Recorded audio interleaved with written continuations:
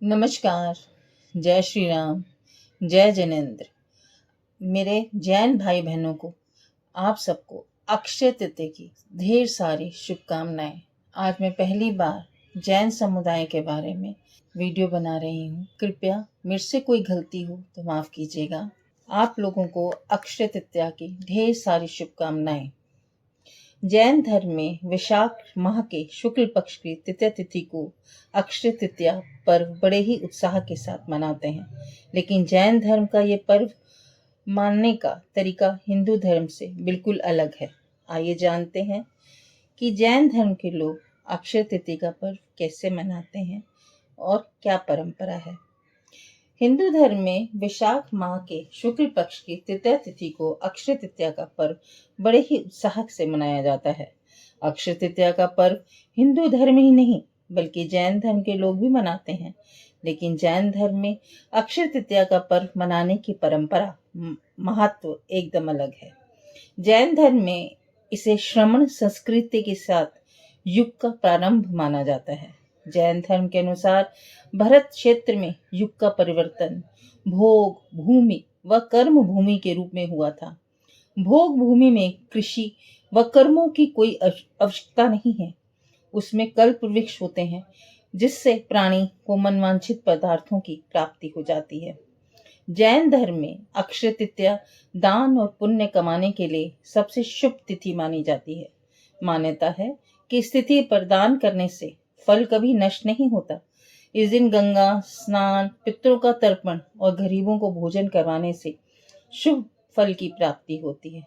ऐसे मनाते हैं ये पर्व जैन धर्म के अनुसार। जैन धर्म की मान्यता के अनुसार भगवान ऋषभनाथ प्रथम तीर्थकार ने 1 वर्ष की तपस्या करने के बाद वैशाख माह के शुक्ल पक्ष की तृतीया तिथि अर्थात अक्षय तृतीया के दिन इक्षु रस यानी गन्ने का रस से अपने तपस्या का पारण किया था।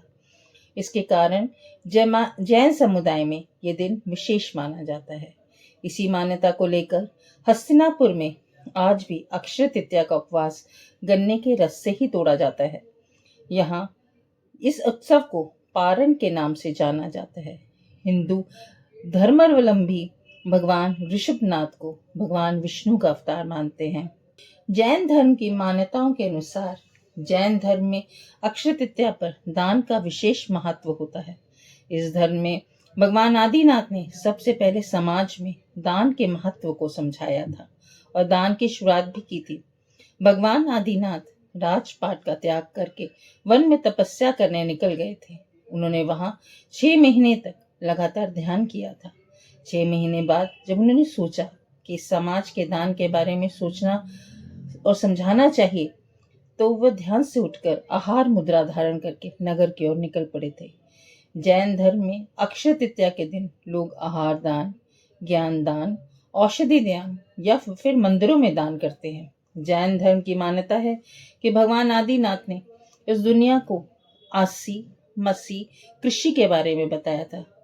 इसे आसान भाषा में समझें तो आसी यानी तलवार चलाना, मसी यानी स्याही से लिखना, कृषि यानी खेती करना होता है। भगवान आदिनाथ ने लोगों को इन विद्याओं के बारे में समझाया और लोगों को जीवन यापन के लिए इन्हें सीखने का उपदेश दिया। कहते हैं भगवान आदिनाथ ने ही सबसे पहले अपनी बेटियों को पढ़ाकर जीवन में शिक्षा का महत्व बताया। जैनियों में अक्षय तृतीया की कई मान्यताएं हैं। हिंदुओं के साथ जैन समुदाय में भी अक्षय तृतीया का महत्व। जैन धर्म में ये दिन उनके प्रथम 24 तीर्थकर में से एक है। भगवान ऋषभदेव से जुड़ा है। ऋषभदेव ही बाद में जाकर भगवान आदिनाथ के नाम से प्रसिद्ध हुए। ऋषभदेव जैनी भिक्षु थे। इन्होंने ही जैन धर्म में आहाराचार जैसे जैनी साधुओं का आहार भोजन पहुंचाने का तरीका प्रचलित किया था। जैनी भिक्षु कभी खुद के लिए भोजन नहीं पकाते तथा कभी भी किसी से कुछ नहीं मांगते। जो कुछ भी उन्हें लोग प्रेम से देते हैं वे उन्हें खा लेते हैं। अक्षय तृतीया के पीछे जैन समुदाय में बहुत ही रोचक कथा है। ऋषभदेव ने अपना राज्यपाट अपने 101 पुत्रों के बीच बांटते हुए संसार की मोह माया त्याग दी उन्होंने 6 महीने तक बिना भोजन तथा पानी के तपस्या की। इसके बाद वे भोजन की आवश्यकता से ध्यान में से बाहर बैठ गए। ये जैनी संत आहार की प्रतीक्षा करने लगे। लोगों ने ऋषभदेव को राजा समझकर उन्हें सोना, चांदी, हीरे, जवाहरात, हाथी, घोड़े, कपड़े और कुछ ने तो राजा को खुश करने के लिए अपनी पुत्री तक दान में दे दी। परंतु ऋषभदेव को ये सब नहीं चाहिए था। वे तो सिर्फ भोजन के एक कोर की चाह में थे। इसलिए ऋषभदेव फिर से 1 साल की तपस्या के लिए चले गए और उन्हें साल भर तक उपवास रखना पड़ा। फिर 1 साल के बाद राजा श्रेयांस हुए, जिन्होंने अपने पूर्व भाव स्मरण, पिछले जन्म के विचार जानने की शक्ति से ऋषभदेव के मन की बात समझी और उनका उपवास तोड़वाकर उन्हें गन्ने का रस पिलाया। ये दिन अक्षय तृतीया का दिन था। उस दिन से आज तक तीर्थंकर ऋषभदेव के उपवास का महत्व समझते हुए जैन समुदाय अक्षय तृतीया के दिन उपवास रखकर गन्ने के रस से अपना उपवास खत्म करते हैं। इस प्रथा को पारणा कहते हैं। आप सबको अक्षय तृतीया की ढेर सारी शुभकामनाएं। जय जैनेन्द्र।